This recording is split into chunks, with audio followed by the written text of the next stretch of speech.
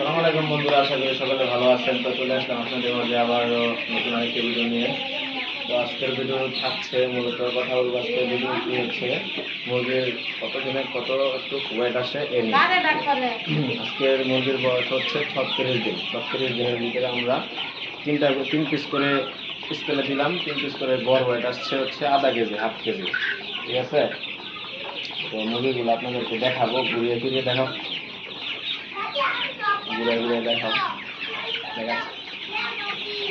এখানে কিন্তু 500 পিস মুরগি আছে। 500 পিস থেকে আমার মুরগি মারা গেছিল 13 পিস। ঠিক আছে, এখন কিন্তু মুরগিগুলো সুস্থ সবল আছে।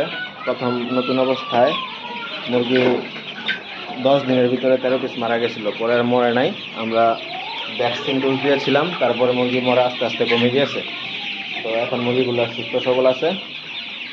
আমরা প্রতিদিন কিন্তু প্রতি 3 থেকে 4 দিন পর পর ভ্যাকসিন করি। ঠান্ডা ডোজ দিই, তারপরে আপনার নিউমোনিয়া ডোজ দিই, তারপরে এই আরও বিভিন্ন যেই আমাশয় যে ভ্যাকসিনগুলো আছে সেগুলো দিই, আরও বিভিন্ন যে ভ্যাকসিনগুলো প্রয়োজনীয় ভ্যাকসিন আছে, হ্যাঁ, ওইগুলো দিই, ডোজ দিই।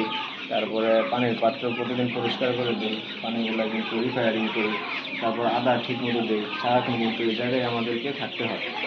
তো কতটুকু ছিল আজকের ভিডিও আপনাদেরকে আপডেট দেওয়ার উদ্দেশ্য হলো, যদি আপনারা যারা এখনও ভাবছেন যে খামার দিবেন, আশা করি আমার অনুপ্রেরণা দেখে, আমার ভিডিও দেখে আপনারা কিন্তু খামার দিতে পারেন। তো আপনারা, আমি লাভবান হচ্ছি, আপনারা লাভবান হন। সকলে ভালো থাকবেন, সুস্থ থাকবেন। আসসালামু আলাইকুম।